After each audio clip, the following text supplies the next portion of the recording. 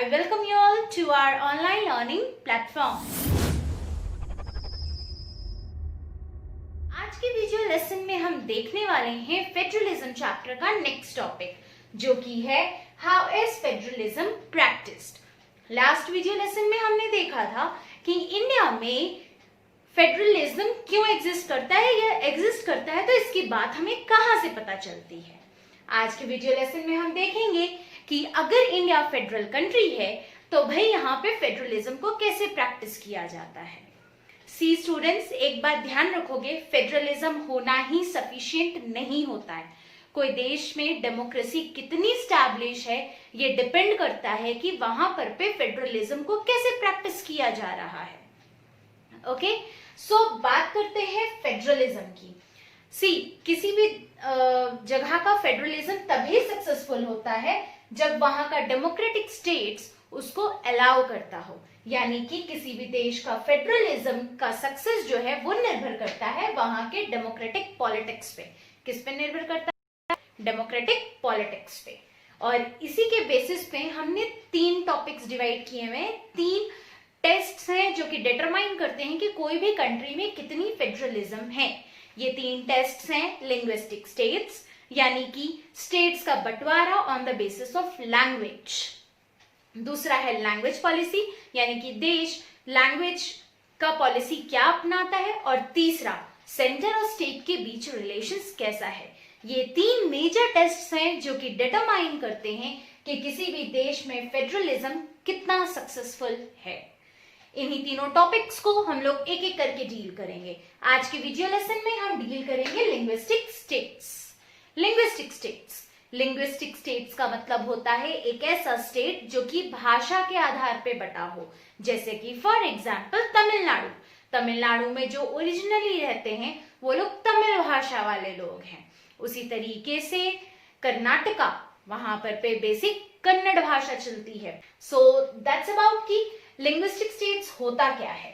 अब बात करते हैं स्टेट्स। क्या जब देश आजाद हुआ तभी बन गए थे सारे? तो नहीं, this is not truth. States जो हैं वो ओवर टाइम इवॉल्व किए हैं। जैसे कि इंडिपेंडेंस के समय हमारे पास सिर्फ 14 स्टेट्स एंड 6 यूनियन टेरिटरीज थी, जबकि आज हमारे पास 28 स्टेट्स एंड 9 यूनियन टेरिटरीज है। यानी कि 1947 से लेके 2020 तक बहुत सारे बदलाव आए हैं। नए नए स्टेट्स बने, पुराने स्टेट्स जो हैं वो शायद गायब हो गए। जैसे कि यूनाइटेड प्रोविंसेस जो कि ब्रिटिश के टाइम पे था बट आज एग्जिस्ट नहीं करता है। वैसे ही ये जो यूनाइटेड प्रोविंसेस है इनका नाम बदल करके उत्तर प्रदेश रखा गया। यही उत्तर प्रदेश बाद में 2 टुकड़ों पे बटा, यानी कि इसकी बाउंड्री चेंज हो गई। एक बना उत्तराखंड और दूसरा बना उत्तर प्रदेश। यानी ओवर टाइम स्टेट्स के नाम चेंज हुए हैं, स्टेट्स की बाउंड्रीज चेंज हुई हैं और नए नए स्टेट्स भी डेवलप हुए हैं ड्यूरिंग दिस फेज। और ये जो स्टेट्स क्रिएट हुआ है इनमें से कुछ स्टेट्स ऐसे हैं जो कि लैंग्वेज के आधार पे बटे हुए हैं, यानी कि लिंग्विस्टिक स्टेट्स हैं। हाउएवर कुछ स्टेट्स ऐसे हैं जो अपने ज्योग्राफी, कल्चर उनके अनुसार बटे हुए हैं। जैसे कि अपना झारखंड लैंग्वेज के आधार पे नहीं बटा है बल्कि अपने कल्चर के आधार पे बटा है, अपने रिलीजन के आधार पे बटा हुआ है। सिमिलरली उत्तराखंड पर, वहीं पे तमिलनाडु आपका जो बटा है वो लैंग्वेज के बेसिस पे। अभी नया जो तेलंगाना है वो भी इसी बेसिस पे डिवाइडेड है। क्लियर है? So creation of states on the basis of language is called linguistic states. अब बात करते हैं हमारे लीडर्स की। तो जब पहली बार ये बात रखा गया था कि किसी राज्य को बांटना है on the basis of language, तो हमारे लीडर्स ने साफ साफ मना कर दिया था, क्योंकि उन्हें डर था कि कहीं इस तरीके से अगर हम बांटने लग जाएं तो हमारा इंडिया डिवाइड ना हो जाए। और इसी डर से वो लैंग्वेज के बेसिस पे स्टेट को बांटना नहीं चाहते थे। सेम केस था आपका गवर्नमेंट के साथ भी। गवर्नमेंट भी अपने आप को रिफ्रेन करती आई हुई है, अपने आप को रेजिस्ट करती आई हुई है कि वो इस तरीके से न बांटे। बट लेटर ऑन गवर्नमेंट कोशिश की, बट होता है ना कि कॉन्फ्लिक्ट ज्यादा बढ़ने लगते, तो गवर्नमेंट मजबूर हो गई, उन्हें अब एक्शन लेना पड़ा एंड लिंग्विस्टिक स्टेट्स के फॉर्मेशन को सपोर्ट करना पड़ा।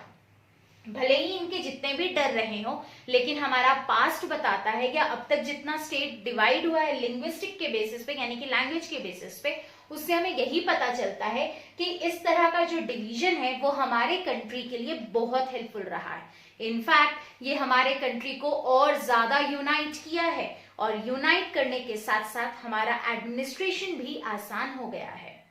तो उस पॉइंट से देखा जाए तो वी इंडियंस या इंडिया सक्सेसफुल रहा है इस टेस्ट को पास करने में, यानी कि जो पहला टेस्ट है फेडरलिज्म का, लिंग्विस्टिक स्टेट्स, ये हमारे कंट्री में सक्सेसफुल है। होपफुली क्लियर है। So this was about linguistic states. Clear.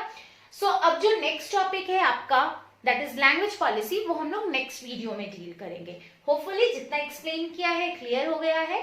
आज के टॉपिक में हमने देखा कि फेडरलिज्म प्रैक्टिस का जो सक्सेस है वो डिपेंड करता है 3 चीजों पे, language policy, linguistic states and centre state relations, जिनमें से आज हमने लिंग्विस्टिक स्टेट्स को पढ़ा, यानी कि स्टेट का फॉर्मेशन या creation on the basis of language. Leaders को डर था कि ये सक्सेसफुल नहीं होगा, बट ऐसा नहीं हुआ, बल्कि ये हमारे लिए सक्सेसफुल रहा। डायरेक्टली इस टॉपिक से क्वेश्चन है 2 मार्क्स के लिए, how can you say that linguistic state is a major test for democracy, या लिंग्विस्टिक टेस्ट इन जो लिंग्विस्टिक स्टेट का टेस्ट है वो इंडिया कैसे पास करता है। क्लियर है।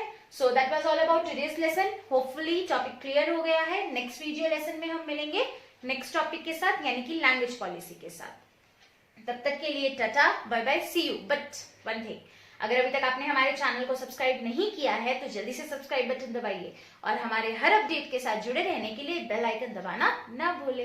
एंड लास्ट, अगर वीडियो पसंद आया हो तो प्लीज एक लाइक तो बनता है। Thank you.